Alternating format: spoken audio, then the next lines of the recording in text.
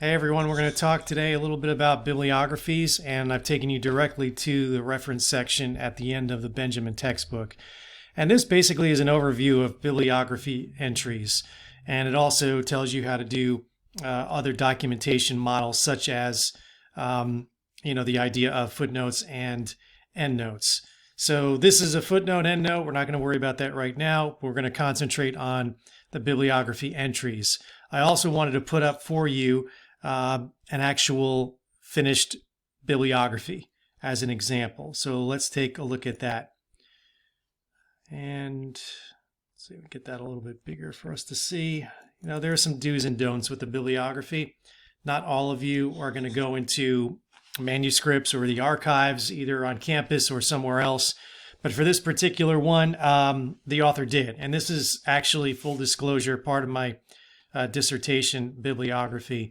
So there were, again, different primary sources that I went to in different collections, whether they be the state archives or over at UNC Chapel Hill or whatever, the state archives of a particular state like Maryland, or whether it be the Cammie Henry Research Center. So if you get any collections from there, they're going to go in your primary sources. And a lot of those will have a separate section. But most of you are going to deal with your first entries in your bibliography under primary sources. And specifically, you don't have to put it, but you can, have a list of published papers and proceedings. And this is just a case of published primary sources that you can actually find. For the most part, these were in a book form. So, for example, you've got the North Carolina land grants in Tennessee, that third entry there.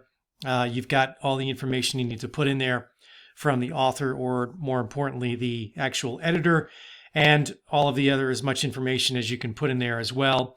And that would have the publication place, the publisher, and the date. Obviously, right here, you're not going to put page numbers because this is a bibliography. You're making a reference to the entire text.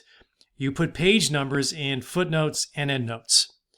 So I'm going to tell you this about the bibliography. You can actually put books in the bibliography that you may or may not use. I'm not going to go back and check your working bibliography, which is what this is. This is a working bibliography, your first draft. And I'm not going to go back and say, oh, did you have everything that you had in your initial rough draft? And that's not going to be the case at all. You also can put in sources that you're waiting to get that you may expect to use. If you have something from interlibrary loan, if you haven't even looked at it yet but have it, like you have a scanned article, you have some primary sources, you have some books that you've checked out, or you have ebooks that you have yet to look at, it's okay. Go ahead and put those in the bibliography. So the important thing about the bibliography is what information that you put in there. And obviously, it's going to be in alphabetical order. So you can see this is in the first section on primary sources. So this is just a condensed version of the primary sources, several of them from the dissertation bibliography. What you want to do is make sure you do is that you have it in the correct order that the information is put in. For example, this is from, again, this is chapter 10 of your textbook. The little B there just indicates that this is a bibliography notation. So obviously it's last name first, with all the correct punctuation. You're going to put the title in italics, George Washington's False Teeth, and you're next going to have the publication place, colon, the publisher, that would be W.W. Norton. They just chose to put Norton, that's fine, and the publication year. So the other example is that they gave you, if there's the same author, but with a different name or title of a book. So you've got Darnton, who wrote George Washington's False Teeth. Also, this individual had Darnton's Great Cat Massacre and other episodes in French cultural history, if that even is a real book. Maybe it is, I'm not sure. Again, the information is there, different publication date. So you would do that. Those are the dashes that you put there. So I've actually got that in the example. So you'll have several primary sources, because you're going to have several for your final draft of your paper. But you're also going to have, and you're going to have an abundance or probably double or 3-to-1 ratio of secondary sources to primary sources. So I purposely chose a few examples to show you. Now, back when I was a student, I'm sure you love hearing that, you actually had to underline the title, and then they switched to making it italics, which is in some ways better. So we've gone from that. That's now the new citation method. So I have here 2 sources from Thomas Abernethy, and you were going to put them in alphabetical order.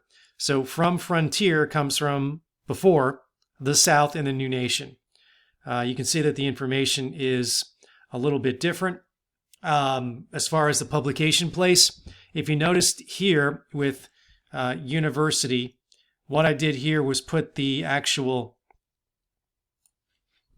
citation in the citation. I put the actual state, because not everyone will recognize university as a location within Alabama. So you would just put that in there. And then the actual publisher is the University of Alabama Press, 1932. You see I didn't write Baton Rouge, Louisiana, with the LA, because most people would recognize Baton Rouge as the capital of Louisiana, so it's not necessary there.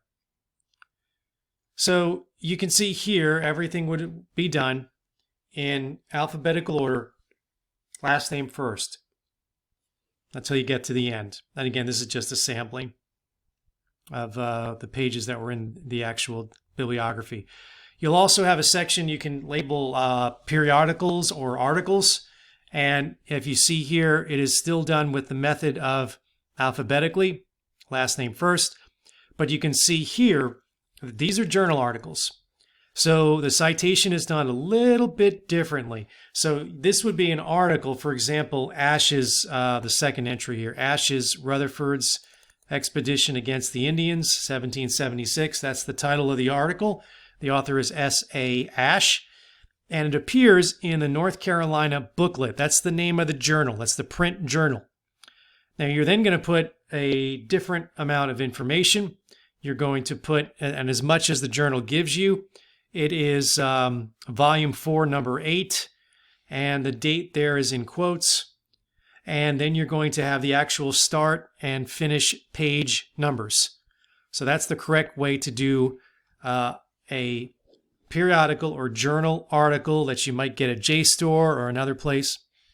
And you can see here that the last one is Ruth Blackwelder's article on the North Carolina Moravians. And so the title of the journal, not the title of the book. When you have it in a book, the actual, again, title of the book appears there like it does up here. So this is where you would see the book title. Okay. So you're going to use the journal, title of the journal in italics, then the volume number or the series number. They're going to give you different information and the specific date, and then the article runs from pages 1 to 21. Let me show you one other example. Okay, you may have a collection of essays. Now here is one particular chapter in a book. Okay, so the author of this particular chapter, which the chapter is called Nathaniel Green, Revolutionary War Strategist. The author of that chapter is Theodore Thayer, and that is a chapter that you can find in George Washington's Generals and Opponents, and the full title is there. And you're also going to have the particular pages that chapter runs. And there's the publisher and the date. So that's some of the examples you will come across. If you're thinking, I'm not sure how to do the citation, what you might actually look for is to go into the documentation models that you see within the examples that they give you at the end of the Benjamin book. So the other thing I want to tell you, just as a general rule, is to maybe avoid the internet sources that you see. You want to stay away from Encyclopedia Britannica Online or HNet or HistoryNet. Those are maybe a way to just do a little background information on your own, and don't do a citation for them, or don't, let me know that you're using them as a source, because they're okay, but they're just much better academic articles. If you, from a starting point of your research, want to look at some things online, that's fine.